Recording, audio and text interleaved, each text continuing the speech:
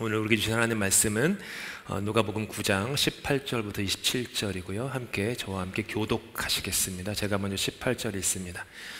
예수께서 따로 기도하실 때에 제자들이 주와 함께 있더니 물어 이르시되 무리가 나를 누구라고 하느냐? 대답하여 이르되 세례 요한이라 하고 더러는 엘리야 더러는 옛 선지자 중에 한 사람이 살아났다 하나이다. 예수께서 이르시되 너희는 나를 누구라 하느냐? 베드로가 대답하여 이르되 하나님의 그리스도 시니이다 하니 경고하사 이 말을 아무에게도 이르지 말라 명하시고 이르시되 인자가 많은 고난을 받고 장로들과 대제사장들과 서기관들에게 버림받아 죽임을 당하고 제3일에 살아나야 하리라 하시고 또 무리에게 이르시되 아무든지 나를 따라오려거든 자기를 부인하고 날마다 제 십자가를 지고 나를 따를 것이니라. 누구든지 제 목숨을 구원하고자 하면 잃을 것이요 누구든지 나를 위하여 제 목숨을 잃으면 구원하리라. 사람이 만일 온 천하를 얻고도 자기를 잃든지 빼앗기든지 하면 무엇이 유익하리요?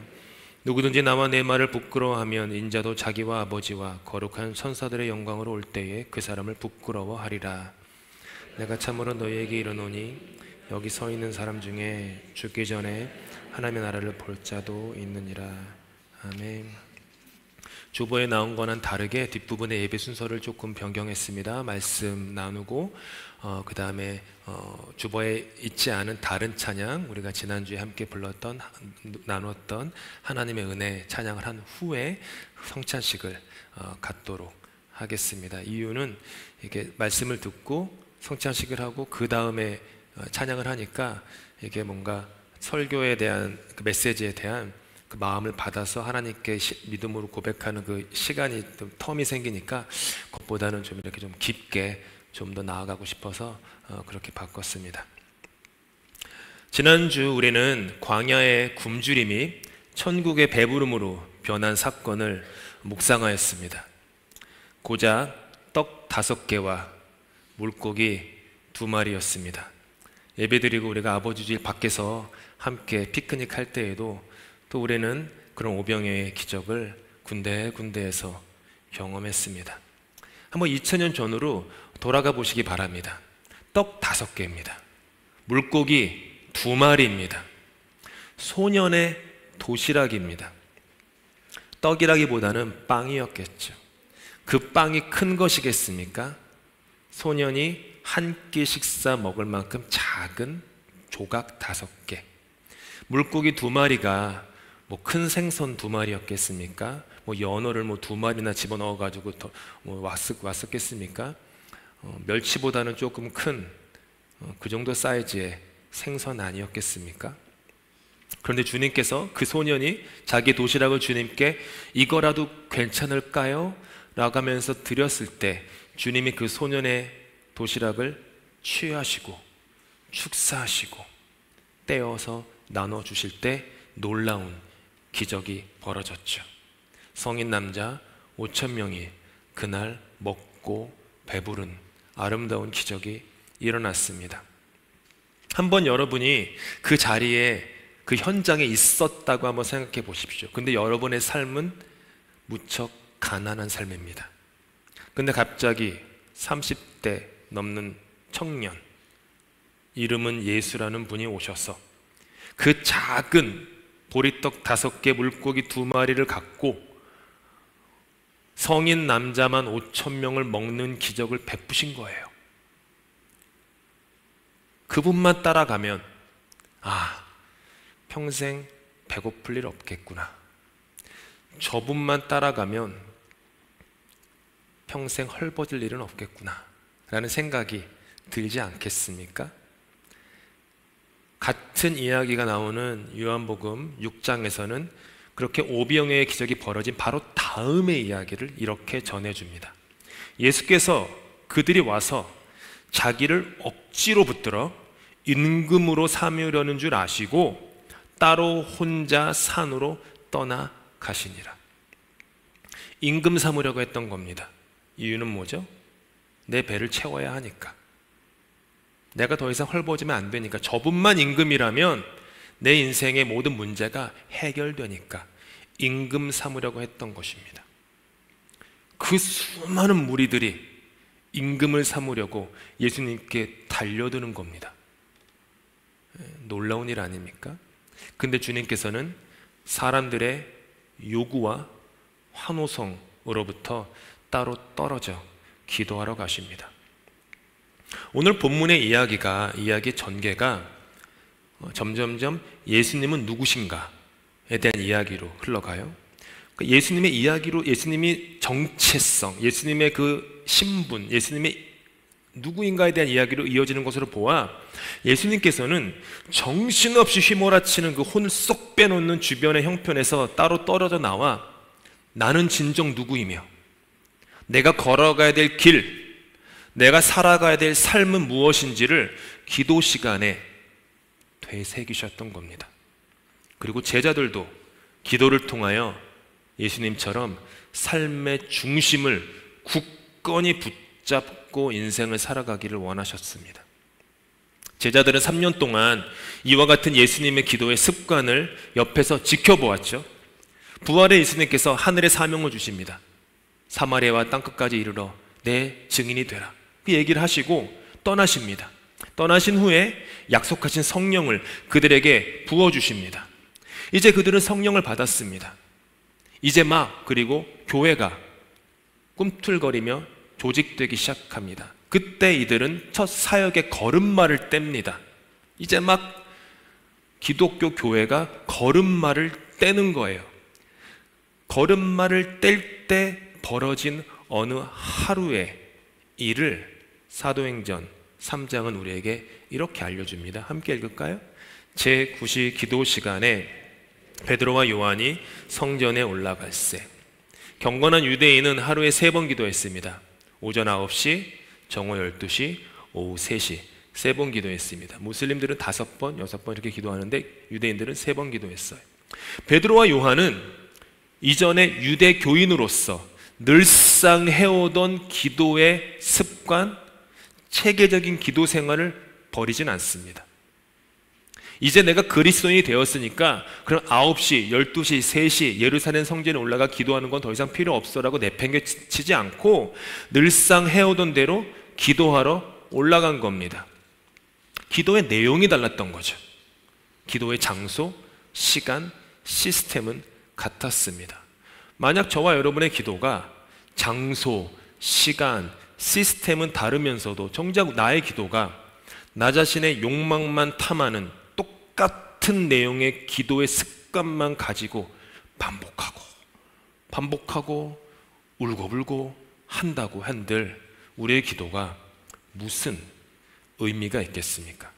나의 그런 욕망 어린 기도가 이 세상을 한 뼘이라도 나아지게 할 수 있겠습니까? 그렇지 않습니다. 장소, 시간, 시스템은 같아도 기도의 내용이 달라야 의미가 있는 것입니다. 교회에 오시자마자 사람에게 말을 걸기 전에 하나님께 먼저 말하는 습관을 기르십시오. 꼭 그 습관을 오늘 교회 가서 집사님 만나야지. 잠깐 내려놓으시고 예배당 오셔서 혹은 어디 부엌에 가시더라도 부엌에서라도 잠깐 그 불을 켜시기 전에 잠깐이라도 그 자리에서 기도하십시오. 그 습관을, 그 시스템을 만드셔야 합니다. 운전할 때 기도하는 습관을 기르십시오. 눈은 뜨시고. 운전하는 자리가 얼마나 복된 자리입니까? 누구로부터 방해받지 않는 아주 나만의 은밀한 다락방이 차 안입니다. 그 차 안에서 기도하는 습관을 기르십시오. 식사할 때마다 그곳이 교회이건 가정이건 회사이건 공공장소이건 감사의 기도를 하는 습관을 기르십시오. 자녀들 안아주십시오.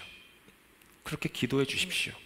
혹은 머리에 손을 얹거나 등에다가 손을 얹고 자녀를 축복하는 기도의 습관을 길러보십시오.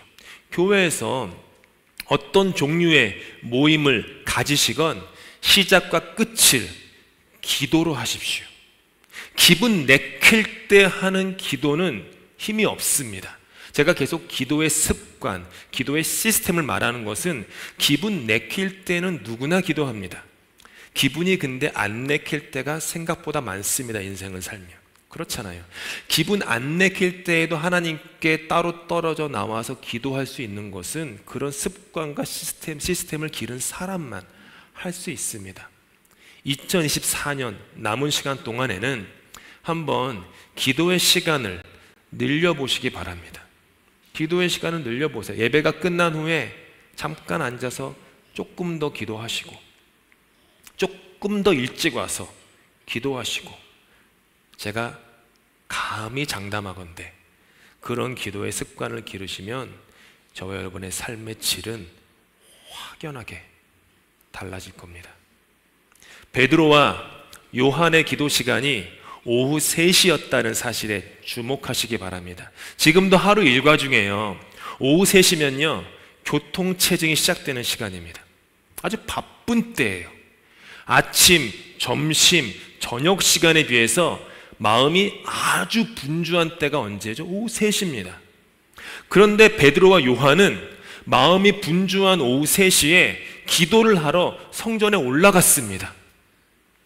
바빠서 기도 못한 게 아니라 바쁘니까 기도했던 거죠. 그들의 마음이 온 종일 예수님을 향한 기도의 마음으로 사로잡혀 있었던 겁니다. 그러니까 시간이 되니까 다른 옵션, 다른 선택사항을 고려하지도 않고 기도하러 올라간 겁니다.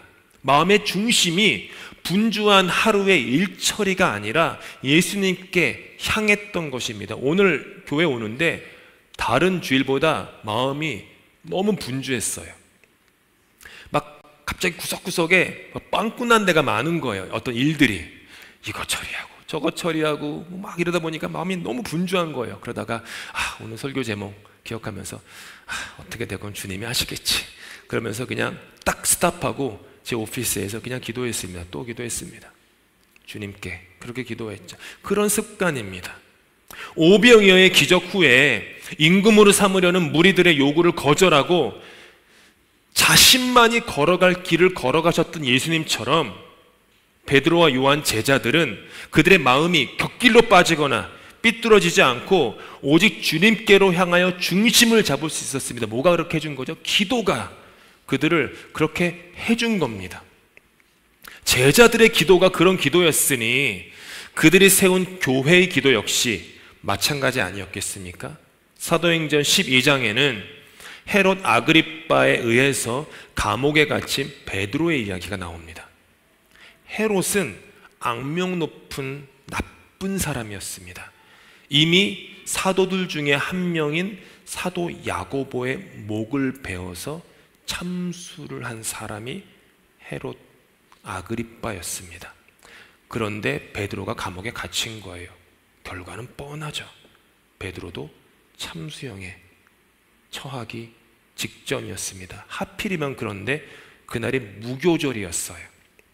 무교절이라서 재판이나 처형을 할 수 없어서 베드로를 감옥에 감금합니다. 다음 날이면 베드로의 목이 날아갈 위험입니다.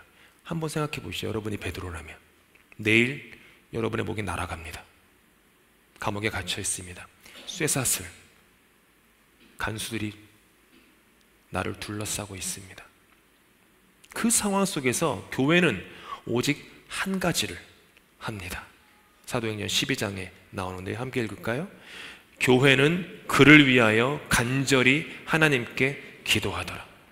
야고보의 순교를 경험한 교회는 한 자리에 모여가지고 간절히 기도하고 있습니다. 그런데 우리가 기억해야 될 것은 그들의 간절한 기도가 우리가 흔히 예상하는 기도와는 그 결이 달라요.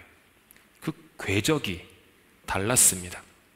먼저 베드로는 성경에 보니까 감옥에서 곤히 자고 있었습니다. 저 같으면 다음날 제 목이 날아가는데 곤히 못 잡니다. 어떡하지? 잠을 꼴딱 살 거예요. 근데 베드로는 곤히 자고 있어요. 한밤중에 천사가 나타나서 베드로한테 띠를 띠고 신을 메어라 라고 말한 것으로 보아 베드로는 감옥을 탈출할 기대도 없이 허리띠를 풀고 신까지 벗어놓은 채 감옥에서 쿨쿨 자고 있었던 겁니다. 천사의 간섭으로 말미암아 쇠사슬이 벗겨져서 감옥 문이 열린 후 나왔는데 잠이 너무 고냈었는지 내가 지금 꿈꾸고 있구나 라고 착각할 정도였어요. 그만큼 베드로는 평안하게 죽음을 앞두고 감옥 안에서 잠을 자고 있었습니다. 놀랍지 않습니까? 그럼 교회는 어땠을까요? 마가라 하는 요한의 어머니 집에 모여서 간절히 기도하고 있었습니다. 베드로가 나왔어요. 도착해서 문을 막 두드립니다. 그때 문으로 로데라고 하는 여자아이가 문을 열어주려고 오다가 베드로의 목소리를 알아들어요. 그래서 이 로데가 문을 열어주는 것도 까먹고 그냥 교회 안으로 막 득달같이 달려가서 베드로가 살아왔어요. 베드로 선생님이 살아왔어요. 막 이렇게 소리를 질렀어요.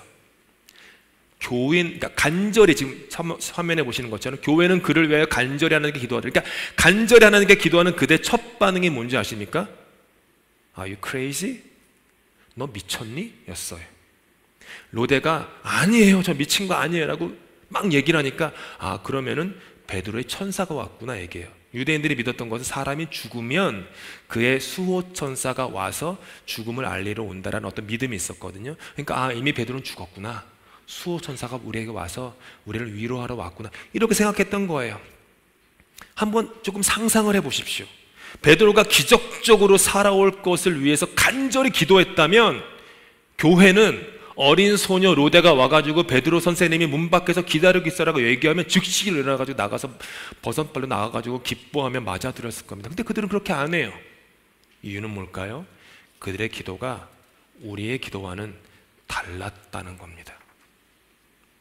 그들이 한 기도가 무엇인지 성경은 정확히 말해주진 않습니다. 하지만 쉽게 유추할 수 있습니다. 박해와 핍박 가운데 신자들이 한 기도를 보면 돼요. 사도행전 3장에 나오거든요. 거기서 힌트를 얻을 수 있습니다. 유대의 최고 정치 집단인 사내드린 공회가 베드로와 요한을 감금합니다. 그때 앞으로는 예수의 이름으로 말하지도 말고 가르치지도 말고 하라고 막 겁박을 해요. 유대 사내들인 공회가. 그 다음에 베드로와 요한을 풀어줍니다. 두 사람이 교회에 와서 이런저런 일이 있었다라고 보고를 합니다. 그때 교회가 한마음으로 기도하는 기도의 내용이 사도행전 4장에 나와요. 이 내용에 함께 읽겠습니다. 주여, 이제도 그들의 위협함을 굽어보시옵고 또 종들로 하여금 담대히 하나님의 말씀을 전하게 하여 주시오며. 사랑하는 성도 여러분, 초대교회는 고난과 박해가 없는 편안한 삶을 놓고 기도한 적이 없습니다. 그들은 핍박자들이 갑자기 마음이 변해서 자신들에게 친절히 대해줄 것을 기도한 적이 없습니다. 대신 그들의 기도는 뭐였냐 하면 내가 처한 모든 상황을 믿음으로 받아들이게 해달라고 기도했어요. 어떠한 형편에 처하든지 진리의 말씀의 사람으로만 살게 해달라고 기도했던 겁니다. 모든 상황을 믿음으로 받아들이며 오늘 성가대가 고백한 것처럼 죽음조차 끌어안을 수 있는 믿음의 용기를 달라고 기도했습니다. 어려움을 없애달라고 기도하지 않고 어려움을 뚫고 가게 해달라고 기도했다라는 거예요. 그게 교회의 기도였습니다. 마찬가지로 베드로가 다시 감옥에 갇혔을 때 교회는 베드로를 살려달라는 기도를 한 게 아닙니다. 베드로가 살든지 혹 죽든지 어떤 인생의 결과 앞에서도 베드로가 주님의 것으로, 주님의 사람으로, 주님의 증인으로 끝까지 남아있을 수 있게 해달라고 간절히 기도했다라는 겁니다. 그렇다면 왜 예수님은 무리로부터 따로 떨어져 기도하셔야만 하셨을까요? 왜 그것이 오늘 본문에 나온 한 번의 일이 아니라 반복적인 예수님의 기도의 습관이어야만 했을까요? 기도하신 후에 오늘 본문에 제자들과 나눈 대화에 그 답이 담겨 있습니다. 22절입니다. 함께 있습니다. 이르시되 인자가 많은 고난을 받고 바 되어 죽임을 당하고 제3일에 살아나야 하리라 하시고, 자기를 부인하고 그 다음에 자기 십자가를 지라고 말씀하십니다. 살고자 하는 자는 죽을 것이지만 죽고자 하는 자는 결국에는 살리라고 말씀하십니다. 이게 뭘까요? 예수님께서는 나만이 걸어가야 할 그 길, 3년 동안 나와 함께한 베드로나 요한이나 그들이 아무리 나를 사랑해도 그들은 걸어갈 수 없고, 나만이 걸어가야만 하는 그 길, 골고다의 십자가, 나만이 살아내야 할 나의 삶, 그 삶을 놓고 기도하신 겁니다.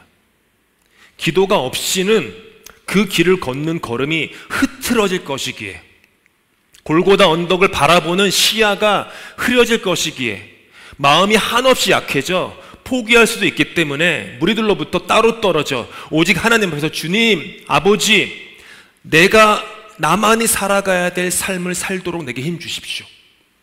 나만이 걸어가야 될 그 길, 비록 그 길 끝에 죽음이 있어도 그 길을 묵묵히, 당당하게, 늠름하게, 거침없이 걸어갈 수 있도록 주님, 나에게 힘을 주십시오. 그 기도를 하셨다라는 거예요. 그래서 때마다, 시마다 따로 떨어져서 하나님께 기도했던 겁니다. 저는 개인적으로 누가복음에서 가장 멋있는 예수님의 말씀, 제 심금을 가장 묵직하게 울리는 말씀이 하나 있습니다. 아직은 우리가 오늘 84번째 시간이잖아요. 아직은 갈 길이 멀어가지고 언제쯤 이 본문을 설교할지 모르겠는데, 13장에 이런 말씀이 나와요. 예수님이 오늘도, 내일도, 그 다음 날도 나는 내 길을 가야 하겠다. 저는 개인적으로 예수님의 이 말씀이 제일 멋있습니다. 제일 묵직합니다. 오늘도, 내일도, 그 다음 날도 나는 내 길을 가야 하겠다. 나는 반드시 예루살렘에 이르러 거기에 나의 피를 흩뿌려야겠다. 이것이 때마다, 시마다 따로 떨어져 기도하셨던 예수님의 굳은 심지였습니다. 오직 기도만이 나로 하여금, 나만이 걸어갈 길을 걷게 해줍니다. 기도하지 않으시면 여러분 많이 걸어갈 수 있는 길, 내 옆에 아내도, 내 남편도, 내 부모도, 내 자녀도 대신 걸어가 줄 수 없는 나만이 걸어가야 될 그 부르심의 길을 걸어가지 못합니다. 마음이 약해져요.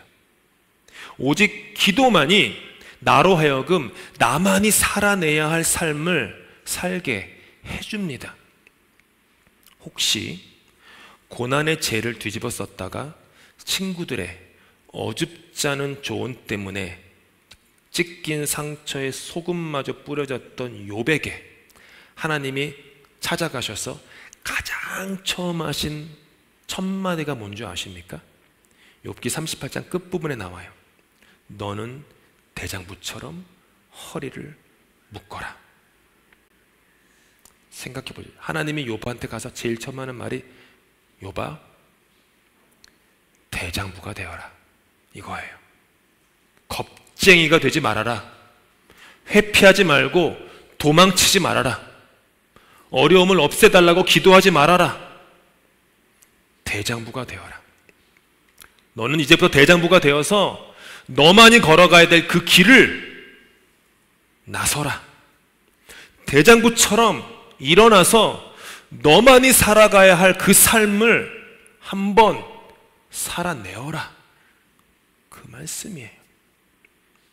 왜 저에게는 대장부처럼 허리를 묶어라 라고 하는 하나님의 말씀과 오늘도, 내일도, 그 다음 날도 나는 내 길을 가야 하겠다는 예수님의 말씀이 똑같은 말로 들리는지 모르겠습니다.